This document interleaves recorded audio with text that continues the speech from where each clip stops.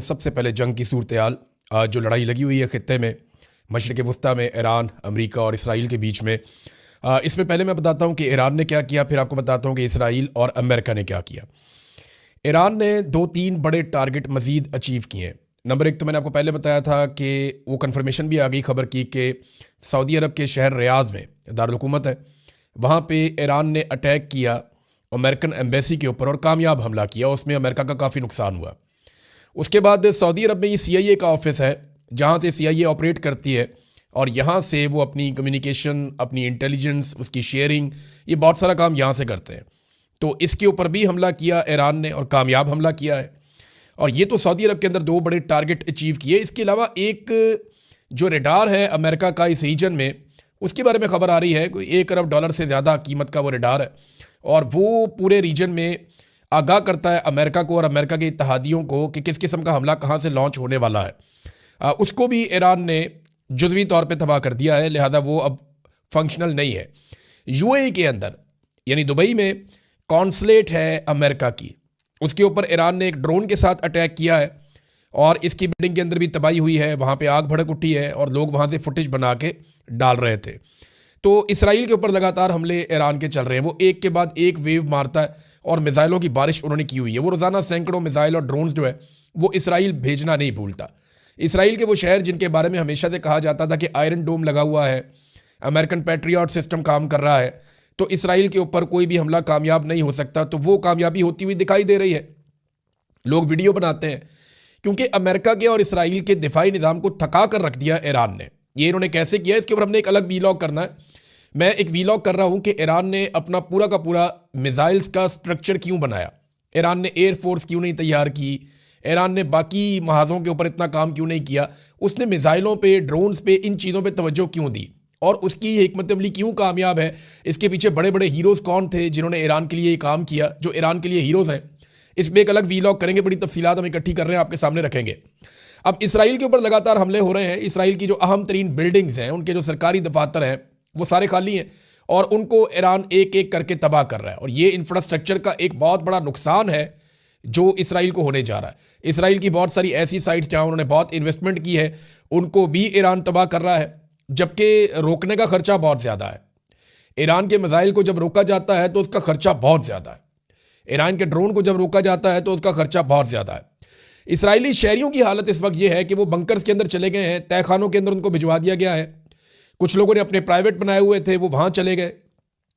کچھ جو سرکار نے بنائے ہوئے ہیں بہت بڑے بڑے بنکرز، وہ وہاں چلے گئے ہیں تہہ خانوں میں۔ اب وہ وہاں پہ ذہنی مریض بننا شروع ہو گئے ہیں۔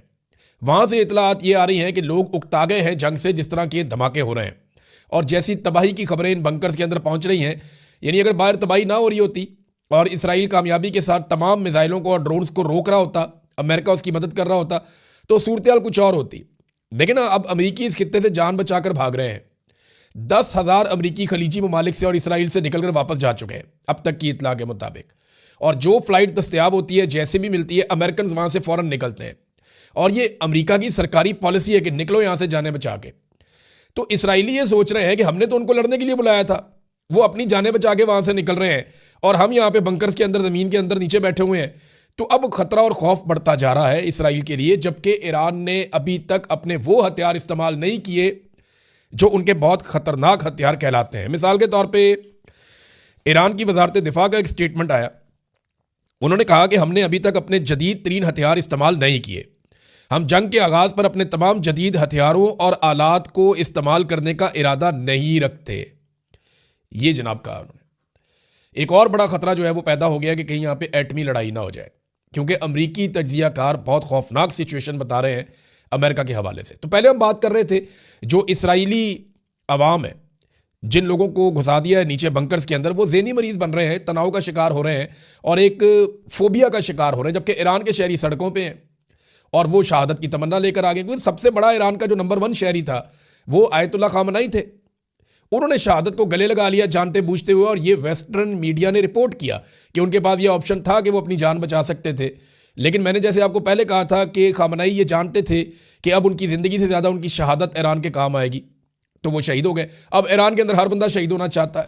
اور دوسرا جو ایک بہت بڑا مسئلہ ہو گیا، 167 بچیاں 12 سال تک کی عمر کی. یہ 7 سال سے 12 سال تک کی عمر کی بچیاں ہیں. والی بال کی 3 ٹیمیں خواتین کی وہ بھی شہید ہو گئیں حملے کے پہلے ہی دن.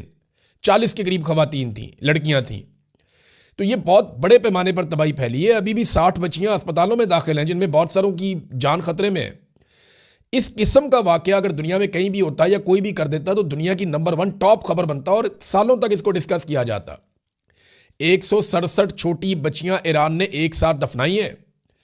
اتنا بڑا وار کرائم آج تک ہم نے جو تاریخ ہے, دستیاب تاریخ, اس کے اندر یہاں نہیں سنا ہم نے, جو جدید دنیا کے اندر ابھی امریکہ نے اور اسرائیل نے کر دیا ہے. اس کے بعد ایرانیوں کا سوچنے کا طریقہ ہی بدل گیا. وہ رجیم چینج آپریشن, وہ حکومت کی مخالفت, وہ ساری چیزیں چلی گئیں. لوگوں نے کہا ہم آپس میں لڑتے رہیں, جو مرضی کرتے رہیں, ہمارے دشمن وہ ہیں جنہوں نے ہماری بچیاں مار دیں. اس سے ایک بہت بڑی تبدیلی آئی اور یہ ایک بہت بڑی غلطی ہے. اور جو خامنائی شہید نے کیا اس کے بعد تو صورتحال بالکل ہی یک طرفہ ہو گئی ہے.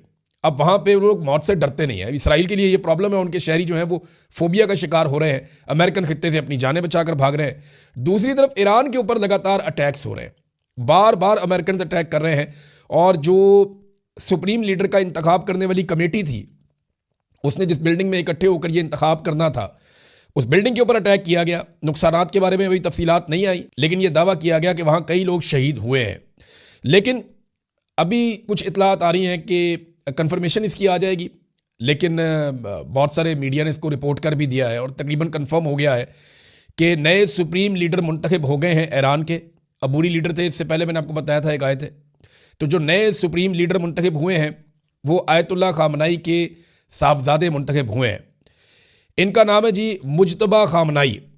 اب ان کے بارے میں 4 چیزیں میں آپ کو آج بتا دیتا ہوں, پھر تفصیل سے ہم بعد میں بات کرتے رہیں گے. 56 سال ان کی عمر ہے. یہ آیت اللہ خامنائی کے دوسرے بڑے بیٹے ہیں اور پاسداران انقلاب سے ان کا بہت گہرا تعلق ہے.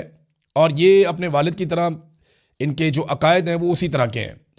اور چوتھی چیز یہ ہے کہ ان کے بیوی اور بچوں کے بارے میں بھی کنفرمیشن نہیں آ رہی. کچھ اطلاعات یہ ہے کہ ان کی اہلیہ زہرا حداد اور ان کے بچے شاید اس حملے میں شہید ہو گئے جہاں پہ آیت اللہ خامنائی شہید ہوئے تھے. ابھی اس کے بارے میں پوری طرح سے کنفرمیشن نہیں ہے, یہ آنے والے دن میں آپ کو پتہ چل جائیں گی. اب امریکہ اور اسرائیل حملہ تو کر رہے ہیں ایران کے اوپر, لیکن ان کے لیے بڑا پرابلم یہ ہے کہ وہ سائٹس کدھر ہیں جہاں پہ یہ میزائل پڑے ہوئے ہیں یا تیار ہو رہے ہیں. ایران نے بہت بڑے پیمانے پر میزائل تیار کر کے چھپائے ہوئے ہیں, کسی کو بھی اس بات کا اندازہ نہیں ہے. ایران کے پاس جو لانچرز ہیں وہ موویبل ہیں, یعنی وہ وہیکلز کے اوپر موو کرتے ہیں, کہ کبھی کسی علاقے سے لانچ کرتے ہیں, کبھی کسی علاقے سے لانچ کرتے ہیں, کبھی کسی اور ایریا سے جا کے لانچ کر دیتے ہیں. تو جس ایریا سے لانچ ہوتا ہے وہ ایریا تو آئیڈینٹیفائی ہو جاتا ہے, لیکن وہ ایریا وہاں سے بہت دور ہوتا ہے یا کسی دوسرے مقام پہ ہوتا ہے جہاں پہ ایکچولی یہ میزائل بنائے جا رہے ہیں یا سٹور کیے ہیں. تو امریکہ ان سائٹس کو ڈھونڈ نہیں پا رہا, اور اگر ڈھونڈ بھی لے تو وہ زمین کے اندر 500 میٹر تک گہرائی میں ہے. امریکہ کی جو میکسیمم کیپیسٹی ہے, جو دنیا کے بہترین دستیاب بم ہے جنہیں اگر ڈراپ کیا جائے تو وہ زمین کی گہرائی تک جا کے حملہ کر سکتے ہیں, وہ 200-300 میٹر ہے.